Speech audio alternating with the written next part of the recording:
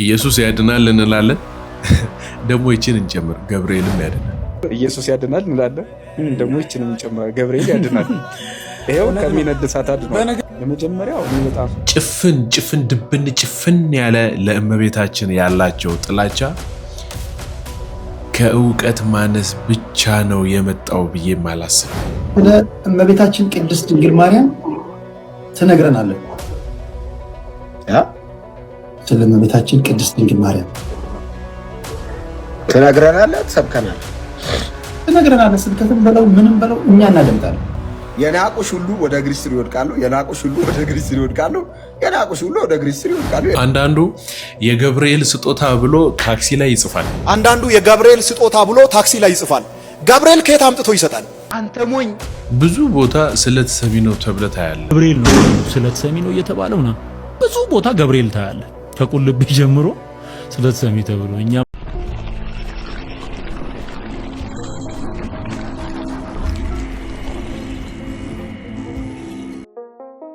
ሰላም ጤና ፍቅርንና በረከትን አንድ ላይ አድርጎ ይስጥልን። ውድ የተከበራችሁና የተወደዳችሁ የክርስቶስ ቤተሰቦች እንዲሁም የግዕዝ ሚዲያ ቤተሰቦች እንደምን ሰንብታችሁልኛል? እንደምንስ አላችሁ? ሰላም እግዚአብሔር ከሁላችሁ ጋር በያላችሁበት ለእናንተ ይሁን፣ አሜን። እንኳን አደረሳችሁ ለሊቀ መላእኩ ለቅዱስ ገብርኤል ክብረ በዓል። በእርግጥ ትላንት ነበር። ይህ ገና ጾም ተያይዞ ባለበት ከክርስቶስ ልደት ጋር የቅዱስ ገብርኤል ክብረ በዓልም ይከበራል ሲሉ አንዳንድ ሊቃውንት ቤተክርስቲያን ይሰማሉ እና ምስጢሩን እንደው የምትፈልጉት ከሆነ በሌላ ቪዲዮ ሌላ ጊዜ ይዤላችሁ እመጣለሁኝ። ለአሁኑ ግን እንኳን አደረሳችሁ ለማለት እወዳለሁኝ። እንግዲህ በዕለተ ቀኑ የተደረጉ አንዳንድ ተግባሮችንና እኛን የሚያስገረሙንን ያስደነቁንን ነገሮች አንድ ላይ አድርጌ ይዤላችሁ ወደ እናንተ ቀርቤያለሁኝ። ዲያቆን አቤሜሌክ ነኝ። እንግዲህ ይህ ቪዲዮ ወደ እናንተ ለመጀመሪያ ጊዜ ከሆነ የመጣው ሰብስክራይብ የምትለዋን በተን እየነካችሁ ሰብስክራይብ ልታደርጉ የደውል ምልክቱንም ደግሞ እየነካችሁ የምንማማርበትና እውቀት የምናገኝበት ቻናላችን ስለሆነ ወደ እናንተ ቶሎ እንዲደርስ የደውል ምልክቷን ንኩ ማለት ነው። ያው ያስለመዳችሁኝ የላይክ በተን ደግሞ አድማጭ ተመልካቾቼ እንዲሁ አሁን በቀጥታ ወደ ቪዲዮ ብንሄድ መልካም ይመስለኛል። ቪዲዮን ላሳያችሁ። ይሄንን ቪዲዮ ተመልከቱልኝ። እህትና ወንድም እሱን ምናልባት እሷንም ልታውቋት ትችላላችሁ። አዶናይ በማህበራዊ ሚዲያ ይታወቃል። በዚህ በቲክቶክ መንደር እሷም ጃኒ ትባላለች። ስለታቸው ምንድነው? በተለይ እሷ ናት። ቅዱስ ገብርኤል አንድም ቀን ነግሬው የነገርኩትን የለመንኩትን ልመና አሳፍሮኝ አያውቅም። ስለዚህ በየጊዜው የምጠይቀውን ጥያቄ ያከናውንልኛል ከአምላኬ ፊት ቆሞ። ስለዚህ ለክብሩ መገለጫ እንዲሆን ይህንን ድባብ ጥላ አስገብተናል ብለዋል። እነርሱን የሰማ አምላከ ቅዱስ ገብርኤል እኛንም ይስማል። እነሱንም እግዚአብሔር ይስጥልን ብለን እናመሰግናለን። እግዚአብሔር ይስጥልን።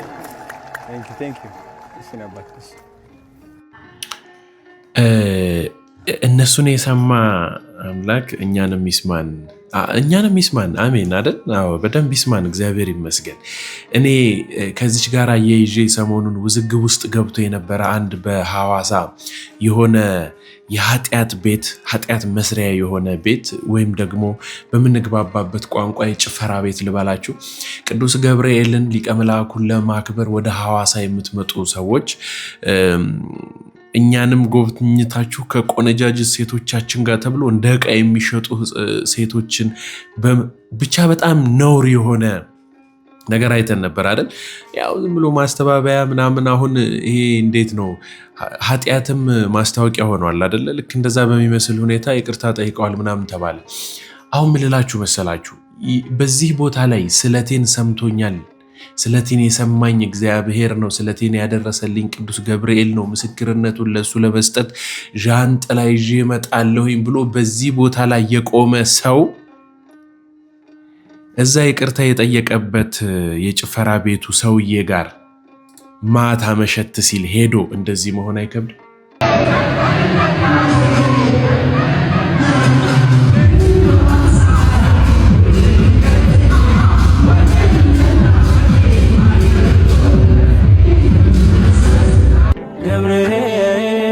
ገብርኤል መልአከ ራማ ስንጠራ ድምፅህን እንስማ። በእውነት የምሬን ነው ምላችሁ። ወይ ቀዝቃዛ አይደለህም ወይ ትኩስ አይደለህምና ለተፋህ ነው ተብሎ በቅዱስ ወንጌል ላይ ተጽፎልናል አይደለ? ለምን በዚህ ህይወት ውስጥ ራሳችንን ደብቀን ወይም ደግሞ ምን ልበላችሁ እግዚአብሔርን ማታለል ይሆን ወይስ ምንድነው እያደረግን ያለ ነው? እኔ ስለ እውነት አሁን እነዚህ ልጆች ወጥተው በዚህ ቪዲዮ ላይ እንደዚህ ሁለቱንም ይዤላችሁ መጥቻ ያሳየዋችሁ እንጂ እያንዳንዳችን ቤት ውስጥ ልባችን ውስጥ ያለ ህይወት ነው ይሄ። ስለምን እንደማንጾም፣ ስለምን እንደማንቆርብ፣ ስለምን ወደ ቤተ እግዚአብሔር ጨርሰን እንደማንመጣ አላውቅ። ብዙዎቻችን በዚህ ህይወት ውስጥ ነው የምንኖረው። በቃ ጠዋት ስንነሳ ሰላም ያሳደርከኝ ምናምን እንላለን፣ ደስ ይለናል። 4 ሰዓት 5 ሰዓት ምናምን ሲሆን ለስላሳ ሙዚቃ መስማት እንጀምራለን። ጠዋት እኮ በመዝሙር ነው የከፈትነው። ከዛ እየቆየን እንሄዳለን። 8 ሰዓት ምናምን ሲሆን ጸብ፣ ወሬ፣ ሐሜት ምናምን ጭቅጭቅ፣ ክርክር ውስጥ እንገባለን። 10 11 ሰዓት ምናምን ሲሆን በቃ ራሳችንን ተጣጥበን ምናምን እናዘጋጃለን ለኃጢአት። ይሄ ህይወት ነው ብዙዎቻችንን እያበሰቃቀለብን ያለውና እንደው በተቻላችሁ አቅም ባካችሁን ከእንደዚህ አይነት ህይወት ውስጥ ራሳችሁን አውጡ። እግዚአብሔር የሚታለል እግዚአብሔር እንዴት ነው ልናስቀናው አንሞክር እና እንዲህ ባናደርግ ጥሩ ነው። እግዚአብሔር ነው አምላካችን፣ እሱ ብቻ ነው የምንገዛው፣ የምናመልከው እርሱን ብቻ ነው። መዳን በማንም የለም ይሌለ በቃ በእርሱ ብቻ ነው ልንድንም ልንተርፍም ልንጸድቅም የምንችለው። ስለዚህ እንደው ለብ ያልን ሆነን እንዳንተፋ ስል እንደው አደራ እላችኋለሁ። እና እንደው ቅዱስ ገብርኤልን ክብረ በዓሉን ካነሳን አይቀር በአንድ በሁለት ቦታዎች ላይ እንዴት ሆኖ ድምቅ ብሎ እንዳለፈ ሳይ በቃ በጣም ነበረ ደስ ያለኝ። በእውነት እኔ የሄድኩበትም እጅግ በጣም መልካም ነበረ፣ እጅግ በጣም ውብና ቆንጆ ነበረ። ግን በቃ ሌሎች ቦታ ላይ ስላልሄድኩ ይሆን የጓጓሁት። ይህንን ተመልከቱት በሐዋሳ ቅዱስ ገብርኤል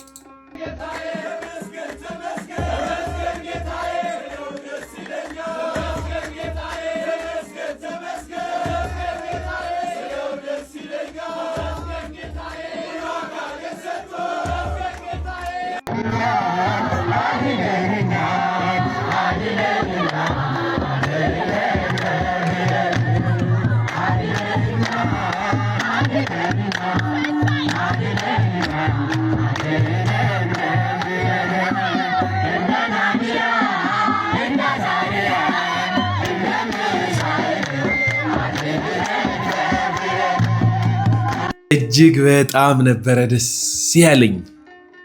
ክርስቲያኖች እጅግ በጣም በተለየ መልኩ የታኅሳስ ቅዱስ ገብርኤልን ክብረ በዓል በተለየ መልኩ የማከብር ሰው ነኝ። አንድ የኔ ጋር ብቻ ያለ ምስጢር ለመጀመሪያ ጊዜ ልንገራችሁ። ስንቶቻችሁ እዚህ ድረስ አይታችሁ ይህንን ነገር እንደምትሰሙ አላውቅ፣ ግን ይሄን ድምፅ የሰማችሁ በሙሉ ስለ ቅዱስ ገብርኤል ብያችኋለሁኝ። ይሄንን ለመጀመሪያ ጊዜ ነው መለመናችሁ ለራሴ ስለሆነ ስለ ቅዱስ ገብርኤል ብላችሁ በኮሜንት ላይ እግዚአብሔር እስከ ፍጻሜው ድረስ ያድርስህ፣ እግዚአብሔር በቤቱ ያጽናህ ብላችሁ ኮሜንት እንድታደርጉልኝ ፈልጋለሁ። ምስጢሩ ምን መሰላችሁ? የተደበቀ የዛን ያህል አይደለም፣ ግን እማውቀው እኔ ብቻ ነኝ። ታኅሳስ ሐምሌ ገብርኤል 1997 ዓመተ ምህረት በዝዋይ ሐመረ ብርሃን ቅዱስ ገብርኤል ገዳም ክህነት ለመቀበል ውዳሴ ማርያም ዳዊት ቅዳሴን ጨርሼ በጣም በትንሽዬ ዓመቴ ውስጥ ማለት ነው ልቀበል ሄጄ ነበረ። በአጋጣሚ ብፁዕ አቡነ ጎርጎርዮስ እዛ አልነበሩም፣ ናዝሬት መጥተው ነበር። ክህነት ሳንቀበል ተመልሰን ወደ ቤታችን ተመለስን። 1998 ዓመተ ምህረት ታኅሳስ 18 ቀን ሌሊት ሲነጋ 19 ሊሆን 9 ሰዓት አካባቢ ላይ ብፁዕ አቡነ ጎርጎርዮስ ዝዋይ ሐመረ ብርሃን ቅዱስ ገብርኤል ገዳም ተሰልፈን አጭርና ትንሽዬ ስለሆንኩኝ ከፊት ለፊት የተሰለፍኩት እኔ ነበርኩኝ። ውዳሴ ማርያም ዜማውንም ውዳሴ ማርያምንም ከቅዳሴም ጥቂቶቹን ተፈተንኩና ከፊት ለፊት የዛሬ 21 ዓመት ክህነት የተቀበልኩበት ቀን ነው። ይሄ ለእኔ ብቻ የማውቀው ሚስጥሬ ነው ብዬ አምናለሁ። ዛሬ ለእናንተ ሁሉ ነገርኳችሁ። 21 ዓመት ሙሉ እግዚአብሔር ከቤቱ ሳያወጣኝ በቤቱ እንድኖር ስላደረገ በእውነት እጅግ በጣም አድርጌ እግዚአብሔርን አመሰግናለሁ። የተራዳኝን ቅዱስ ገብርኤልንም ልክ እንዲሁ ማለት ነው እና በኮሜንት ላይ እግዚአብሔር በቤቱ ያጽና ፍጻሜህን ያሳምርልህ እያላችሁ ኮሜንት እንድታደርጉልኝ እፈልጋለሁ። በቃ እኔ ልደቴን የማከብረው ታኅሳስ 19 ነው። ለምን? የተጠሩ ብዙዎች ነበሩ፣ የተመረጡ ግን ጥቂቶች ናቸው የምትለዋን በዚች ነገር ውስጥ ጥቂትም ቢሆን ይሰማኛል። ብቁ ሆኜ እንዳልሆነ ታውቃላችሁ። እጅግ በጣም ኃጢአተኛ እንደሆንኩኝ አውቃለሁ እኔ ራሴ፣ ሰዎችም ያውቃሉ። ምክንያቱም የተገለጡ ኃጢአቶችን ጭምር ስለምሰራ ማለት ነው። እና ግን ያንን ኃጢአቴን ያንን ነገሬን ሳያይ እግዚአብሔር ይሄው አሁንም በቤቱ ተንሥኡ ለጸሎት ብዬ እንድቀድስ ረድቶኛል። በእውነት እጅግ እጅግ እጅግ በጣም ለኔ ትልቅ ቀኔ ነበረና በጣም ነው ቀኑን የምወደውና እግዚአብሔርን የማመሰግነውና እጅግ የተማረኩበት ቀን ለኔ ልዩ ቀኔ ነውና እንኳን አደረሰ በሉኝ በእናታችሁ። ደስታዬን ደስ ይላችሁ ይል እኚህን አባት ሳያቸው ደስታቸው እጅግ በጣም ነው በእኔ የተጋባው። እስኪ ቆይ እንደው ላሳያችሁ ጥቂት ደቂቃ ስለሆነች።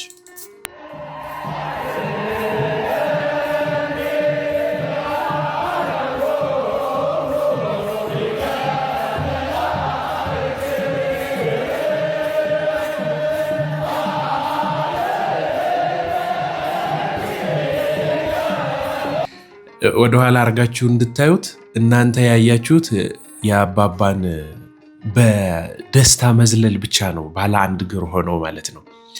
ሁሉም ሰው እጁን አጣምሮ ነው የቆመው። የታቀፈችው ሕፃን ልጅ ግን ታጨበጭብ ነበር። ካልተነካን፣ ልባችን ካልተነካኮ በእውነት ምንም አናደርግም። እኛ እናያለን፣ እንሰማለን፣ እንናገራለን። ልባችን አያይም፣ አይሰማም፣ አይናገርም። ድንጋይ ሆነናል። እኚህን አባት ብቻቸውን የሚያዘልላቸው በሄርፎን እየሰሙ ነው እንዴ? አይደለም እኮ ለሁሉም እየተዘመረ ነው አይደል?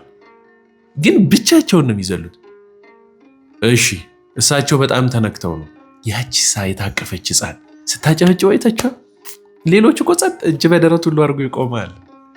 እና ይህ ታኅሳስ 19 በጣም ልዩ ቀኔ ነውና እጅግ በጣም ደስ ያለኝ ቀን ስለነበረ ነው እነዚህ ነገሮች ይዤላቸው የመጣሁት።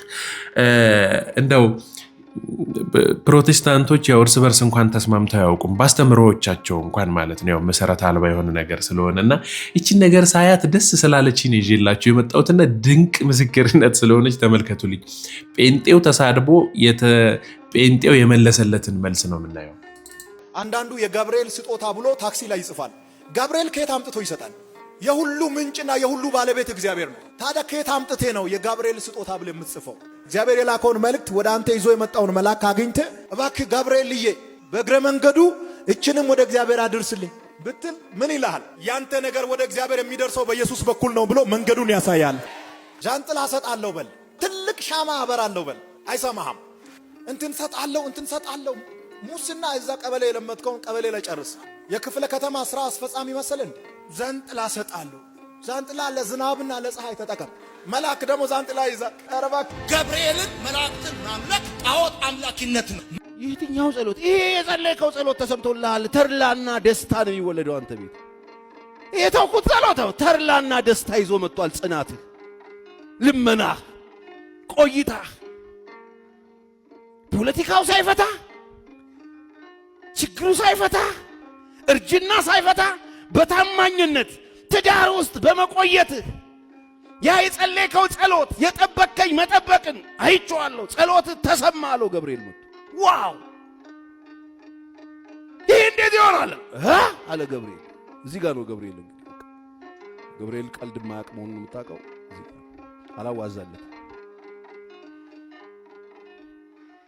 እኔ አለው በእግዚአብሔር ፊት ምቆም ገብርኤል ነኝ። በጊዜው የሚፈጸመውን የአምላኬን የምስራች ይዤልህ መጥቼ ስላላመንክ አለው እስከምትወልድበት ቀን ድረስ ዲዳ ትሆናለህ ብሎ ዚፕ መልአክ ቀልድ አያውቁ አልፉ ውልፍት ከተሉ ሸክ ነው የሚያደርጉ። ከመጡ እግዚአብሔር ይመስገን እዛው የያዝልን ጌታ። እውነት ነው ገብርኤል ቢመጣ እኮ ገብርኤል አይለቅህም እኮ እንደ ቀልዳፍን ተርመሰሰ ተረክ ሾጥ ነው የሚያደርግ። የምሬን እኮ ነው። ያው ሲጀመር እግዚአብሔር ነው የሚልካቸው። ናስቲ ገብርኤል እያልን የምንልከው ገብርኤል የለንም እኛ። ምክንያቱም የእግዚአብሔር መላእክት ናቸው። እግዚአብሔር ነው የሚያዛቸው። የምን ድፍረት ነው? የምን ድፍረት ነው እንዴ? የምን ድፍረት ነው? እንኳን የእግዚአብሔርን መልአክ የጎረቤት ሰራተኛ ጠርተሽ ሸሚዝ ታሳጥቢያለሽ እንዴ? ይቻላል እንዴ? ነይ አንቺ ባጠኑ ነይ ንምስል ቀቢ ይባላል እንዴ? ሰው እዛ ግቢ ያለውን እንኳን አንጠራም። እንኳን ይውላችሁ አንዳንድ ሰዎች ንቀት ነው የሚመስላቸው። ነው አክብሮት። መላእክትን የሚያዝ ማብቻ ነው እግዚአብሔር። አንዳንድ ፋሮች መልአክ ናምና እንደዚህ ይባል የለም። ማን አንተ መላእክትን የምታዝ? ሲጀመር መጀመሪያ ትንሹ አቦቸር የሚባለው ልጅህን እዘዝ። በስርዓት እሱን ማዘዝ ማትችል እንዴት ነው መልአክ ጋር ዘለ የምትሄደው? አይቻልም፣ አይቻልም፣ ነውር ነው። እነሱ በጣም ረቂቅ ናቸው። የሚያዛቸው እግዚአብሔር ነው። ተው ረፍ። የጠገባችሁ ጴንጤዎች ረፍ። ቡትቷችሁን ቀይሮላችሁ በቃ በጣም የተወጠራችሁ ቆዳችሁ የጠበባችሁ ረፍ። የተበታችሁ አገልጋዮች ረፍ። የፋነናችሁ ከአገር ቤት የመጣችሁ ከየመንደር ጌታ ለቃቅሞ ሰው ያረጋችሁ ስሪፒስ ትራችሁ ተከበሩ። ፓስተር ቸሬን ያው እናመሰግናለን። ጥሩ ነው ሚዛናዊ መሆን አንዳንድ ጊዜ ማለት በገባችሁ ልክ መኖር ጥሩ ነው። ካልገባችሁ ደግሞ ዝም ማለት ያባት ነው አይደለ? ለምን ካልገባን ባንናገር ጥሩ ነው። ምክንያቱም አፋችንን ስንከፍት ጭንቅላታችን ይታያል ይባላል አይደለ? በምንነጋገረው ንግግር ውስጥ የሰው ልጅን መገመት ጀጅ ማድረግ ይቻላል። እንግዲህ ባለባበሱ ከሆነ ችግር ሊሆን ነው አይደል? ጫማ ያረገውን የነዳውን መኪና አይተን ከሆነ በጣም እኛ ራሳችን ያንን አይተን ጀጅ የምናደርግ ከሆነ እኛ ጋር ራሱ ትልቅ ችግር አለ ማለት ነው። ብዙ ጊዜ ሰው ልጅ ሲለካ ከንግግሩ ሲሆን የተሻለ ነው ብዬ አምናለሁ። በተማረው ትምህርትም ልክ አይደለም፣ በተረዳው መረዳት ነው። እና ቸሬ ስለ መላእክት የተረዳበት መንገድ ትክክል መስሎ ስለታየኝ ነው ወደ እናንተ ይዤላችሁ የመጣሁት፣ መቼም ከነዛኛዎቹ ማለት ነው። ስለዚህ ቸሬን እግዚአብሔር እንግዲህ ልቡን በደንብ አብርቶለት ወደ ቅድስቲቱ ቤተክርስቲያን እንዲመለስ ባለ ተስፋ ነኝ። ልጨምርላችሁ ጥቂት። ኢየሱስ ያድናል እንላለን፣ ደግሞ ይችንም ጨምራ ገብርኤል ያድናል። ይሄው ከሚነድ እሳት አድኗል። የመጀመሪያው እኔ በጣም የሚደንቀኝ ፍጥነቱ።